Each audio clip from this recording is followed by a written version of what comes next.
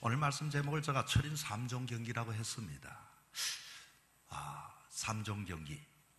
이 철인 3종 경기는 미 해군 콜린스 충령님이 수영 선수, 그리고 사이클 선수, 그리고 마라톤 선수 중에 가장 멋있고 강한 사람이 누굴까? 이렇게 서로가 대화를 주고받는 중에, 그러면 우리 수영도 하고 사이클도 타고 마라톤을 하자. 그래서 수영 3.9km, 사이클 180km, 마라톤 42.195. 서울에서부터 전주에 이르기까지 아주 긴 그 거리를 누구든지 17시간 안에 완주를 한다면은 그 사람은 보통 사람이 아니라 철인이다. 아이언맨이다. 그래서 등수에 관계없이 철인 3종 경기를 이렇게 만들게 되었습니다. 자, 우리 모두는 믿음의 삶을 살아갑니다. 가장 멋지고 강한 하나님의 자녀로 인정받는 방법은 무엇일까요? 모든 사람들은 이 세상의 삶을 살아가면서 모두가 연약한 인간이지만 정말로 아름답고 강한 사람 철인과 같이 예수님을 믿으면서도 예수님께 인정받는 사람이 되기를 원합니다. 그런데 어떻게 하면 정말로 주님 앞에 참 너희들이 믿음이 귀하구나, 너희들이 복되구나 이렇게 인정받을 수 있을까요? 특별히 성경책을 보니까요, 성경의 인물 중에 이와 같이 철인과 같은 삶을 살았던 하나님의 사람이 있더라고요. 누군가 봤더니 바로 바울 선생님입니다. 이 바울은 이 복음을 위하여 어떤 삶을 살았는가? 고린도후서 11장 24절부터 27절에 봤더니 이렇게 나와 있습니다.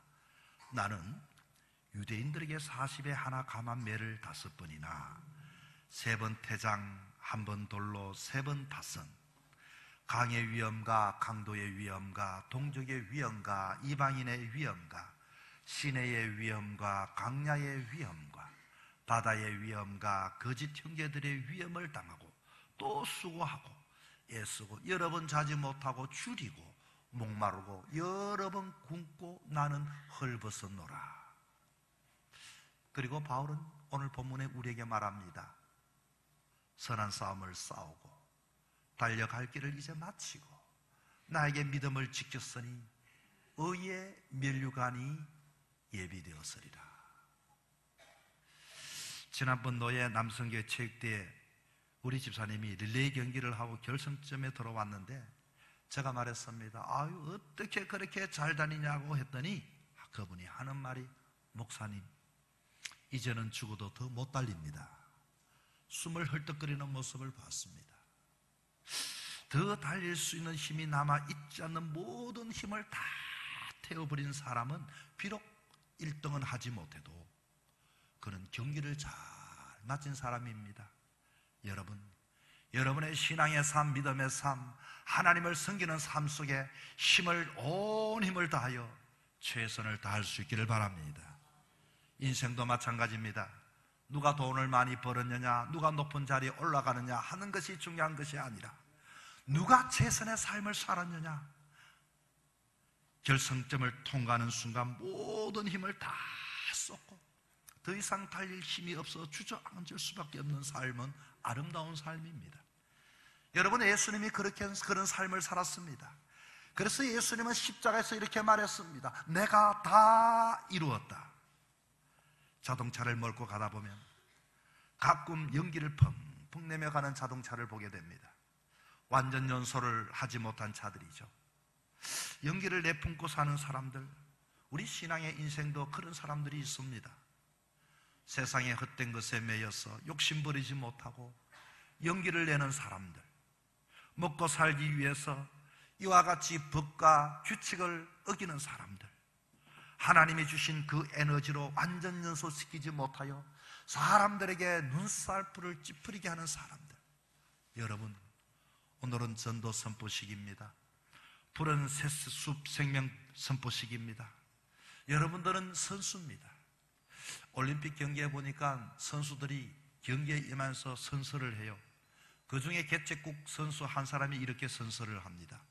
나는 모든 사람 선수들의 이름으로 스포츠맨십, 진실된 정신으로 스포츠의 영광, 우리 팀의 영예 위에 규칙을 존경하고 도핑과 약물 투여를 하지 않고 경기에 참여할 것을 선서합니다. 우리는 어떻게 다짐해야 할까요? 나는 신앙인의 진실한 믿음으로 하나님께 영광 드리고 예수 그리스도의 이름을 위하여 세상에 어떤 유혹이 와도 거기에 빠지지 아니하고 이 믿음의 경기에 주어진 사명 감당하는 하나님의 사람으로 살 것을 선서합니다. 할렐루야. 오늘 본문은 신앙생활의 3가지 방법을 구체적으로 소개합니다. 어떻게 하면 내가 하나님 앞에 멋진 선한 싸움을 싸울 것인가? 7절입니다. 나는 선한 싸움 싸우고 날 위해 달려갈 길을 마치고 믿음을 지켰으니, 첫째는 선한 싸움을 싸우자 그 말입니다. 두 번째는 나의 달려갈 길, 내가 감당해야 할 길 끝까지 달려보자 그 말입니다. 세 번째는 믿음을 끝까지 한번 지켜보자는 것입니다. 철인 3종 경기가 17시간 내 철인이라는 호칭을 받습니다.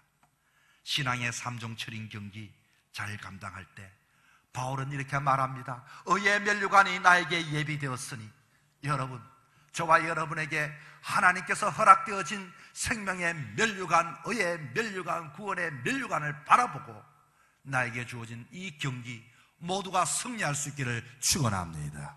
첫째는 바울은 선한 싸움을 싸우라고 했습니다. 선한 싸움을 싸우라. 어떻게 여러분 싸움 잘하십니까? 제가 여러분 보니 싸움 못하게 생겼습니다. 싸움을 잘하게 생긴 분이 없는 것 같은데, 선한 싸움을 잘 싸워야 의류면류관을 받는다고 했습니다. 싸움이라고 하니 생각이 납니다.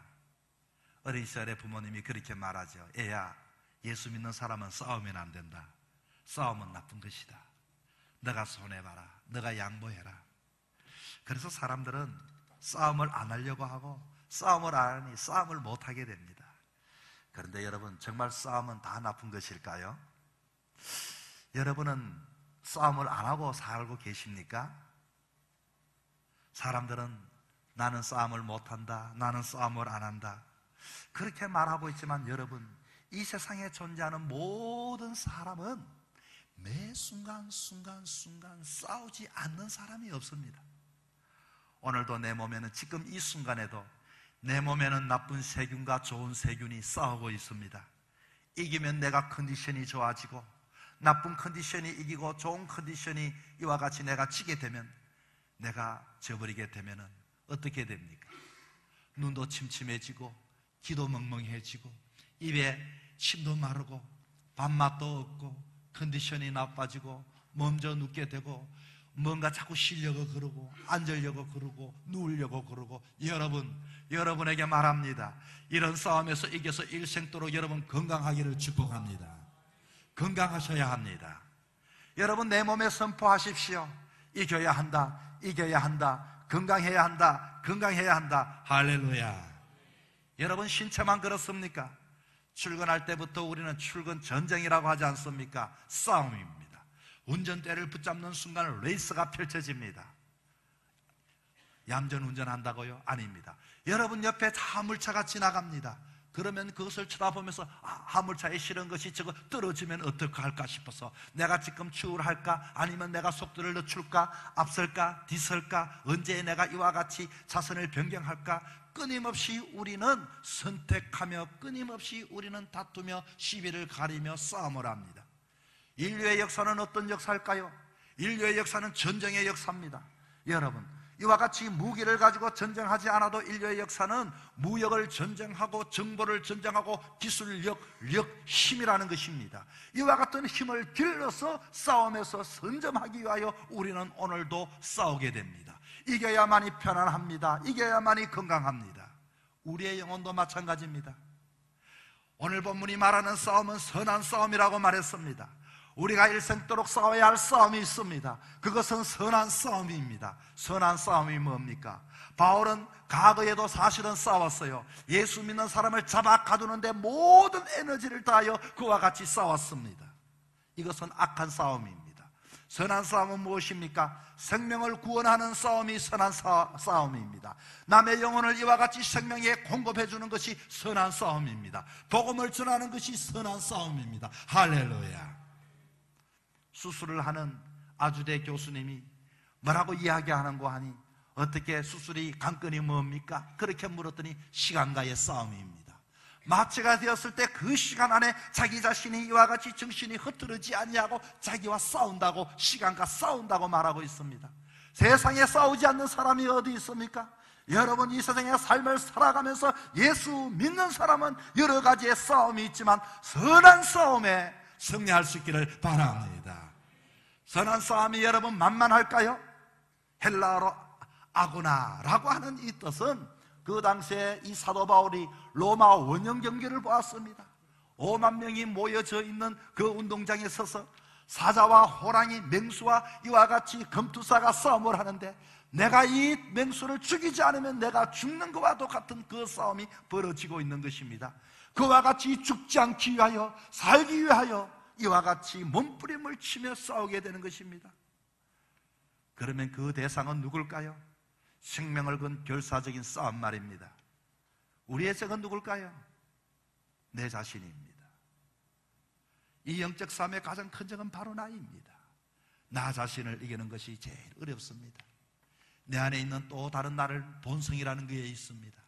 예수님을 믿기 전에 과거에 나가 거기에 이와 같이 뇌아리를 털고 있습니다.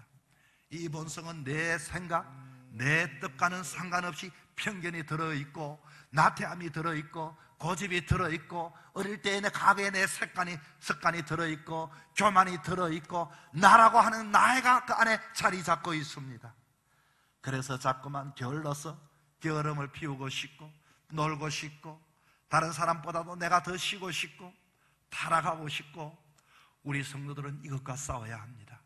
진정한 예수님의 하나님의 자녀로 부름을 받아서 이제 정말로 선한 싸움을 싸우라고 주님이 우리에게 불러주셨다면, 여러분, 예수 믿는 것은 내 자신에서부터 여러분 이겨낼 수 있기를 바랍니다.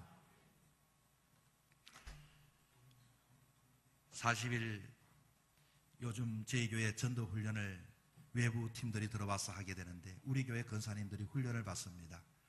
거기에는 프로그램 중에 이런 프로그램이 있습니다. 40일 동안 매일 동안 나가서 사람을 만나서 복음을 전하라고 하는 것입니다. 그런데 이것이 여러분 쉬운 일이 아닙니다.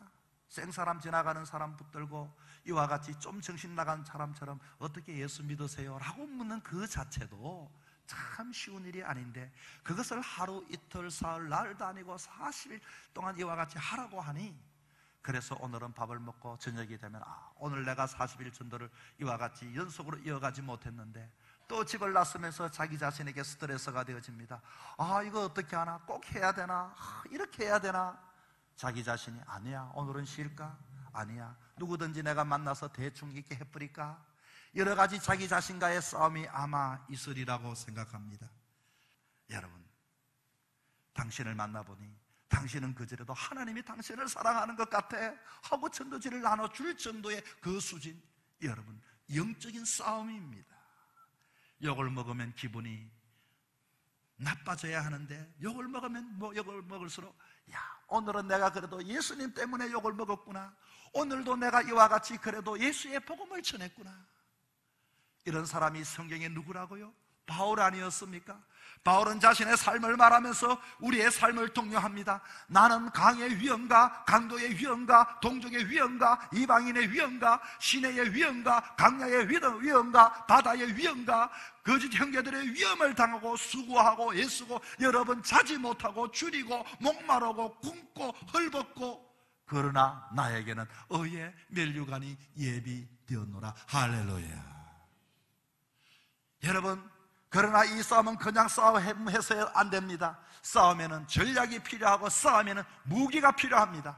아무쪼록 우리 포항푸른숲 교회 이와 같이 사람을 만나 전도할 때 모두가 멋진 무기 하나를 장착할 수 있기를 바랍니다. 특별히 무기 중에서 여러분, 예수 믿으세요? 보이지도 않는데 어떻게 믿어? 예수가 보여요? 그래요. 사람들은 하나님이 안 보이니까 없는 줄 알아요. 그런데 공기는 눈에 보이지 않지만 숨을 쉬어보면 공기가 있는 것을 알 수 있어요. 하나님도 눈에 보이지 않지만 하나님을 믿어보면 하나님이 살아계시는 것을 알 수가 있어요. 할렐루야. 이와 같이 무기를 가지고 나가서 누가 뭐라고 말을 해도 복음을 전할 때에 여기에 그리스도인의 이와 같이 내성이 붙게 되는 것입니다. 여러분, 어떤 사람은 복음을 전하면 나는 천국 안 갑니다, 나 기도하지 마세요, 나는 그냥 죽을 거예요, 아주 이런 분들도 계세요. 그래요. 사람에게는 삼생이 있습니다. 태생이 있고 일생이 있고 영생이 있습니다. 엄마 뱃속 270일 동안은 사는 것을 태생이라고 하는데, 엄마 뱃속에 있을 때는 이런 세상이 있는 줄 모르셨죠. 태어나 이 땅에 70년, 80년, 90년의 삶을 일생이라고 하는데, 죽은 후에 영원히 사는 것을 영생이라고 해요. 그런데 뱃속에 있을 때 일생을 몰랐던 것처럼 일생을 살면서 영생을 모르는 사람들이 많이 있습니다. 그러나 우리가 죽으면 예수 믿으면 영생을 얻게 돼요. 꼭 예수 믿어서 영생 얻기를 바라요. 할렐루야. 이런 무기를 장착하고 사람을 만나고 복음을 전하는 겁니다. 이런 선한 싸움, 이런 복된 싸움, 여러분 남은 인생의 삶 속에 내 것만 먹고 마시는 것에만 싸우지 마시고 주님 나라 위하여 싸울 수 있는 우리 모두가 되기를 바랍니다. 둘째는 바울은 달려갈 길을 마쳤다고 했습니다. 사람들에는 각자의 달려갈 길이 있습니다. 선생님은 선생님의 길이 있고, 이와 같이 변호사는 변호사의 길이 있고, 목회자는 목회자의 길이 있고, 하나님의 자녀들은 하나님의 자녀 성도들의 길이 있는데 이것을 보고 사명이라고 합니다. 그런데 사람들은 달려갈 길, 하나님으로부터 사명을 모르고 사는 사람들이 있습니다.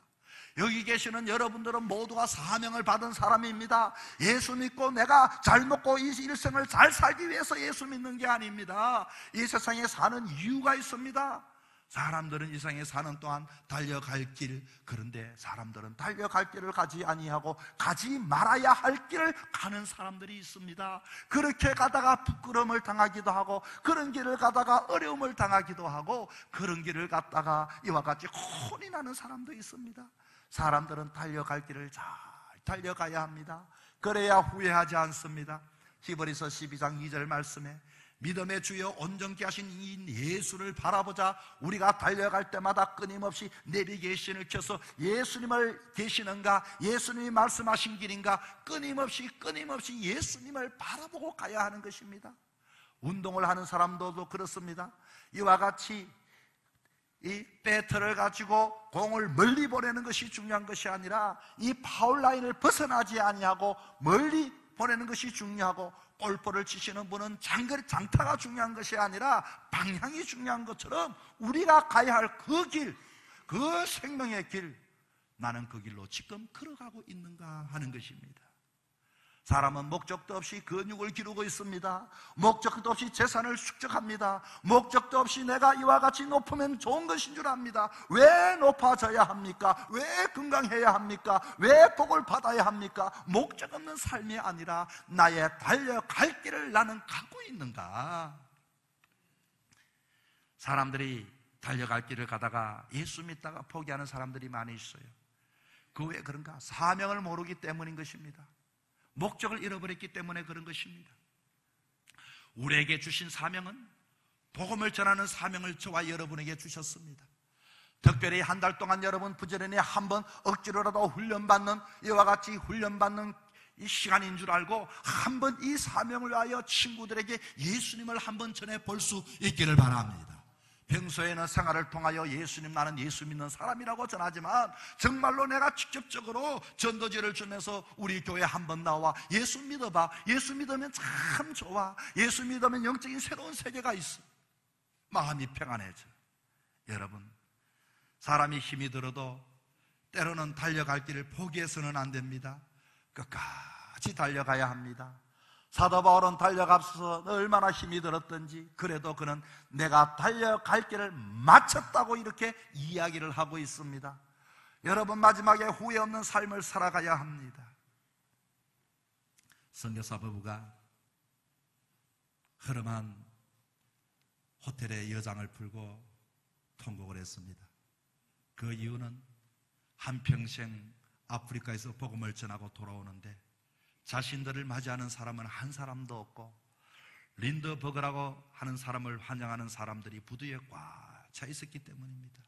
모두가 그를 보고 환호하고 열광을 했습니다. 하나님, 나는 아프리카 오지에서 복음 전거로 평생을 보내고 돌아왔는데 한역은커녕 알아보는 사람이 왜 없습니까? 겨우 대서양을 횡단한 비행사 그 린더버그 그 사람에게 전 뉴욕 시민이 환영하고 있으니 이럴 수가 있습니까? 하소연하고 울부짖었습니다. 그때 하나님의 음성이 들려왔습니다. 종아, 린더버그는 고향에 돌아와서 환영을 받고 있다. 너는 그곳이 고향이 아니란다. 아직도 너가 이와 같이 하늘나라의 고향에 올 때까지 너는 사명이 남아 있단다. 사명을 마치는 자에게는 이와 같이 천사를 보내고 내가 너를 환영하리라. 할렐루야. 천군 천사 나팔 불며 맞이할 것이고 천국에 먼저 간 사람들이 모두 환영할 것이니 그때 예수님이 너의 눈에 눈물을 닦아주리라. 면류관을 너에게 주리라. 세 번째는 바울은 믿음을 지켰다고 했습니다. 우리가 믿음의 삶을 살아가면서 믿음을 지키지 못하는 사람들이 많이 있습니다. 아무리 선한 싸움을 싸우고 달려갈 길을 마쳐도 믿음 잃어버리면, 본질을 잃어버리면 안 됩니다. 오늘도 수많은 사람들이 믿음으로 시작했다가 믿음 없이 마치는 사람들이 있습니다. 정말 저 사람이 예수를 믿었던 사람인지, 정말로 저 사람이 평생을 예수님을 바라보고 살았던 사람인지 믿음이라고는 찾아볼 수가 없는 그런 경우가 있습니다. 여러분, 어떻게 하면 우리의 믿음이 이와 같이 포기되지 않을까요? 상담학 심리학에 보면 대상관계 이론이라고 하는 것이 있습니다. 내가 대상 상대에게 어떤 감정을 평소에서 어릴 때부터 갖냐에 따라서 내가 그 사람에 대하여 믿음이 자라나게 된다, 그 말입니다. 좋은 아버지에게서 자라났던 아이들은 그 하나님을 볼 때 하나님 아버지라고 부를 때 그 아버지가 이와 같이 그 좋은 하나님을 볼 때 좋은 아버지로 보여집니다. 그러나 어릴 때 상처가 많고 아버지에게, 때로는 어떤 상대에게 상처를 받은 사람은 상대에 대하여 좋은 감정을 갖기보다는 의심을 하고, 좋을 때는 믿지만은 힘이 들 때는 이와 같이 믿었던 것들을 포기해버리는 사람들이 있습니다. 여러분, 하나님은 절대 어떤 경우가 있어도 나를 사랑하시고 하나님은 변하지 아니하시고, 그러므로 나는 내가 어렵고 힘들어도 나는 믿음을 지킬 것이다, 이와 같이 하나님에 대하여 날마다 이 믿음을 지키기 위하여 날마다 내 귀가, 내 눈이 말씀을 듣는데, 말씀을 읽는데, 하나님을 가까이 하는데 이와 같이 열심을 가질 수 있기를 바랍니다. 우리의 발도 잘 지켜야 합니다. 우리의 일도 잘 지켜야 합니다. 우리의 입술도 잘 지켜야 합니다. 지킨다는 것은 파수하고 경계하고 지킨다는 것입니다. 오늘날 많은 사람들은 믿음의 자리를 흔드는 사람들이 얼마나 많은지 모릅니다. 야, 너 예수 믿는다고 복을 받았느냐? 예수 믿고서도 건강이 너 그렇게 나쁜 거 아니냐? 여러분, 오늘도 우리가 이 믿음을 지키기 위하여서 내가 먼저 가장 좋은 수비는, 가장 최선의 수비는 공격이야말로 최선의 수비가 되는 것입니다. 그래서 복음을 전하고, 내가 먼저 하나님을 입으로 선포하고, 내가 먼저 하나님의 살아계심을 찬양하고 감사할 때 악한 사단 마귀는 나에게 어려움을 주고 의심을 주고 내 마음을 흔들었던 악한 사단 마귀가 하나님을 찬양할 때, 이름을 부를 때 떠나갈 줄 믿으시기 바랍니다. 그래서 어떻게 됩니까? 소망은 하늘나라에 의해 면류관이 이제 후로 나에게 있다. 사도 바울은 그렇게 고백을 하고 있습니다. 여러분, 1등만 주는 게 아닙니다. 누구든지 이와 같이 선한 싸움을 지키고 달려갈 길을 마치고 믿음을 지킨 사람, 흔들리지 아니하고 요동하지 않는 사람, 저와 여러분에게 의의 면류관이 주님은 예비해 놓으셨습니다. 모두가 힘들고 어려워도 우리에게 주어진 한 달의 기간 동안에 부지런히 복음을 전함으로 여러분에게 주어진 그 사명 감당하는 우리 모두가 되기를 주의 이름으로 축복합니다.